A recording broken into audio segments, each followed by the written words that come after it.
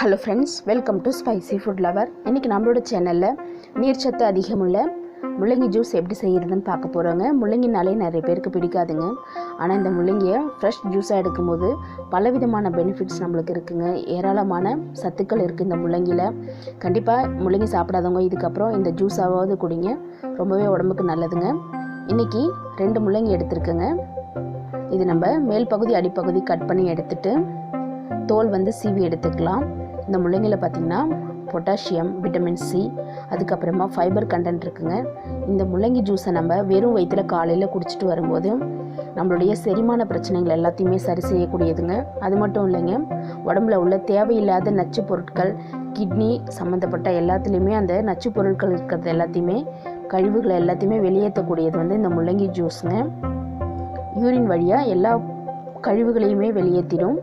காலையில் வெறும் வயிற்றில் 1 கிளாஸ் அளவுக்கு நம்ம இந்த முள்ளங்கி ஜூஸை வாரம் 1 முறை குடித்தாலும் பரவாயில்லைங்க, ரொம்பவே நல்லதுங்க. அடிக்கடி நம்ம ஃபுட்டில் சேர்த்துக்கிறது அவ்வளோ நல்லது. அது மட்டும் இல்லைங்க, இதில் நிறைய நம்மளுக்கு ஆன்டி ஆக்சிடென்ட்ஸ் இருக்குங்க. Phosphorus, magnesium, copper, calcium, iron எல்லாமே இந்த முள்ளங்கியில் இருக்குங்க. இது நம்மளுடைய ஸ்கின்னுக்கும் ரொம்பவே நல்லது. செரிமான பிரச்சனையை சீக்கிரமாகவே சரி பண்ணக்கூடியதுங்க. க்ளீன் பண்ணி வச்சுருக்கிற முள்ளங்கியை இப்போ நம்ம கட் பண்ணி எடுத்துக்கலாம். இது போல் ஸ்லைசஸாக கட் பண்ணி ஒரு மிக்ஸி ஜாரில் சேர்த்துக்கலாம். ஜூஸ் அடிக்கிறதுக்கு 2 முள்ளங்கியுமே இது போல் ஸ்லைசஸாக நம்ம கட் பண்ணி எடுத்துக்கலாங்க.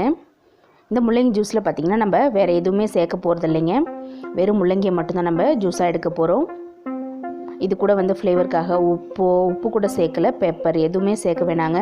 ப்ளைனாக இந்த ஜூஸை குடிக்கும்போது தான் இதோடைய சத்துக்கள் நம்மளுக்கு முழுமையாக செயல்படும்.